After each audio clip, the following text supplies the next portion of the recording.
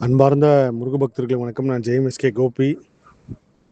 இப்போ தான் பௌர்ணமி தியானம் முடித்தேன். நிறைய மெசேஜ் பார்த்தேன். செங்கல்பட்டு கோவிலுக்கு வரதான் சொல்லியிருக்கலாமே அங்கேயா அப்படின்ட்டு. உண்மையிலேயே நான் வர திட்டம் ஒரு நாளைக்கு முன்னாடி தான் முடிவாச்சு. கோயில் நிர்வாகத்துக்கிட்ட அனுமதி கேட்டதுக்கப்புறம், ஏன்னா எந்த காரணத்தோடு இந்த புனித தன்மை கெட்டக்கூடாது. நான் கோவிலுக்கு மேலே ஒரு ஐயா தியானம் பண்ண இடத்துல உட்காந்து இந்த குரல் பதிவு செய்கிறேன்.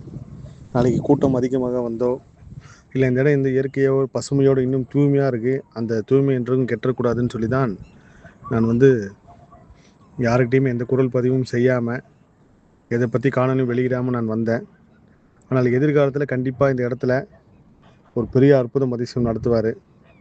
எப்படி பழனி கிரிவலம், திருவண்ணாமலை கிரிவலம் எல்லா முருகரடியார்கள் சிவடியார்கள்லாம் சேர்ந்து வழிபாடு செய்கிறாங்களோ, அதே போல் இங்கே கிரிவலம் உருவானா கூட இந்த மலையிலையும் இந்த கோயிலையும் தங்கி பக்தர்களோட குறை தீர்க்கும் முருகப்பெருமானா ஒரு பெரிய சக்தி வேலை செய்யும். அந்த முருக சக்தி கண்கூடாக தெரியும்.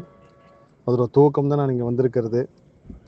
நீண்ட நாள் குழந்தை இல்லாதவங்க, எவ்வளோ முயற்சி பண்ணும் குழந்தையே கிடைக்காது, மருத்துவரை கைவிட்டவங்க கூட கண்டிப்பாக இனி வரும் காலங்களில் பௌர்ணமி மற்றும் அமாவாசை நாளில் இந்த இடத்துல தங்குங்க. பெரிய தம்பட்டம் இல்லாமல், சத்தமே இல்லாமல், உங்கள் சொந்தக்காரங்கிட்ட கூட தெரியப்படுத்தாமல், கணவன்மை 2 பேரும் சகிதமாக இங்கே இதோட புனிதத்தன்மை கெடாமல் ஒரு இரவு இந்த ஆலயத்தில் படுத்து முருகப்பெருமான்கிட்ட வேண்டிக்குங்க. கண்டிப்பாக இங்கே இருக்கிற ஐயா சித்தர் ஐயா ஒரு அற்புத சக்தியாக செயல்பட்டு உங்கள் வம்சம் தயத்தோங்க ஒரு அதிசயத்தை நடத்துவார். இது எனக்கு தியானத்தில் அந்த உத்தரவை தான் குரல் பதிவு செய்கிறேன். இந்த விஷயத்த சொல்லணும் அப்படின்னு சொல்லி விடிகாலை வரைக்கும் இங்கே தான் இருப்பேன். எப்பயுமே பௌர்ணமி தியானம் கிட்டத்தட்ட ஒரு மணிக்கு வரைக்கும் கடலோரத்தில் இருந்து நான் கிளம்பி வந்துடும். ஆனால் இந்த இடத்துல இந்த இரவு முழுதுமே இருக்கணும்னு முருகப்பெருமான் கொடுத்த உத்தரவு.